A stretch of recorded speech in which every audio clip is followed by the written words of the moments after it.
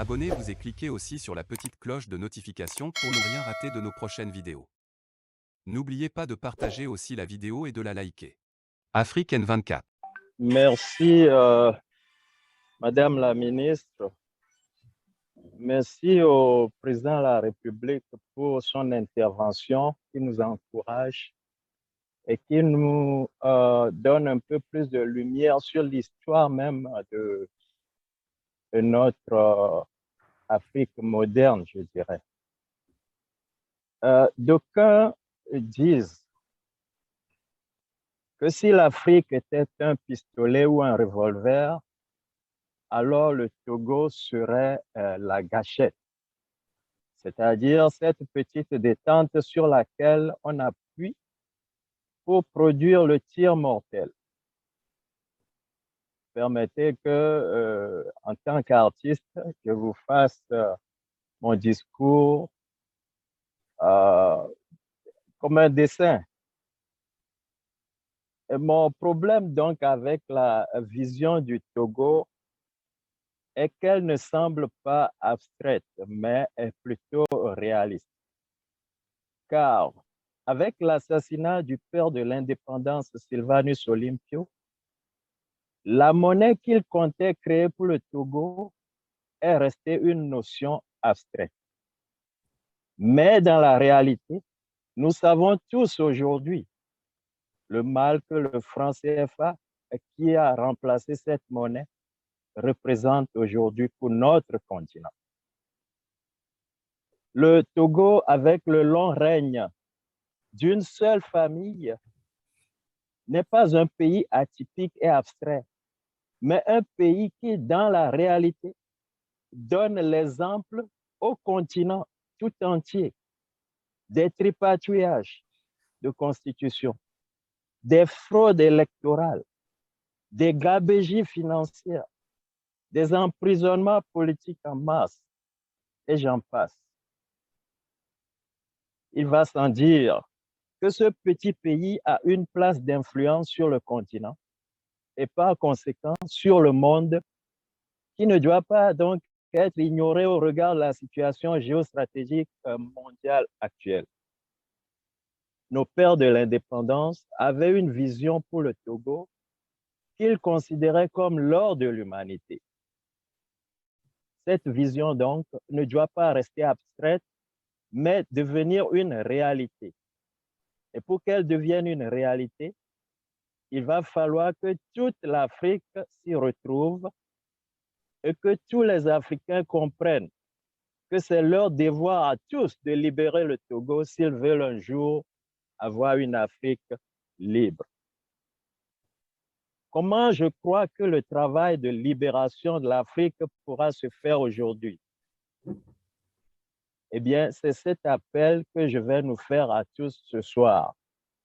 Chers compatriotes, chers panafricains, chers camarades de lutte et chers tous qui nous suivez ce soir, je veux nous faire un appel. Voyez-vous, aujourd'hui, nous sommes nombreux à nous plaindre du mal que le franc CFA fait au continent. Nous sommes nombreux à nous plaindre de la même mise de la France sur le continent. Je parle de cette mafia que nous désignons par l'Afrique-France ou par France-Afrique. Nous sommes nombreux à ne plus vouloir des bases militaires de la France sur notre continent.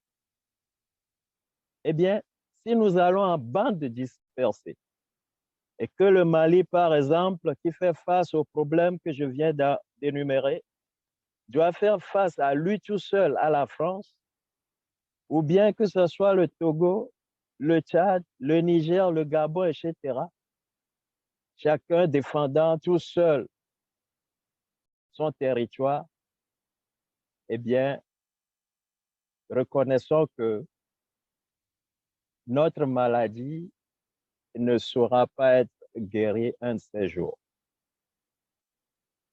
Eh bien, c'est à nous, Africains, de nous allier une bonne fois pour toutes, pour faire face non plus en rang dispersé, mais en rang groupé aux problèmes communs du continent. Notre génération actuelle a ce devoir à résoudre et le temps est propice pour que nous passions maintenant à l'action, car la situation actuelle du monde au lendemain de la pandémie du coronavirus et à la guerre actuelle entre la Fédération de Russie et les Occidentaux par Ukraine interposée est un moment sublime dans l'histoire de notre continent et du monde que nous devons saisir pour libérer notre continent. J'aimerais donc profiter de l'assise de ce soir pour appeler tous mes frères qui se disent panafricanistes à se retrouver pour organiser ce que j'appelle une révolution pour l'Afrique, une deuxième réclamation de l'indépendance de nos pays et donc du continent africain.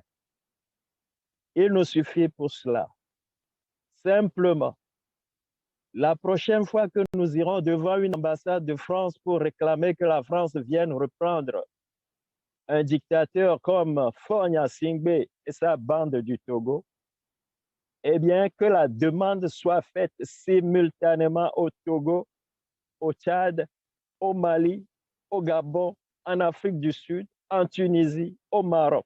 Bref, sur tout le continent simultanément. Et que personne ne rentre plus à la maison jusqu'à ce que nos revendications soient entendues par la France et ses alliés. C'est donc à cette révolution africaine pacifique que j'aimerais nous inviter ce soir et que dans les prochains jours plutôt, eh bien, qu'elle soit étudiée, organisée et lancée pour la libération non seulement du Togo, mais de tout le continent africain. Le temps y est propice et je suis sûr que nos ancêtres angélisés seront de notre côté pour que ce rêve ne reste pas dans l'abstrait, mais devienne une réalité. Vive le Togo libre, vive l'Afrique libre et unie. Likez la vidéo si ce n'est pas déjà fait. Laissez aussi votre point de vue en commentaire.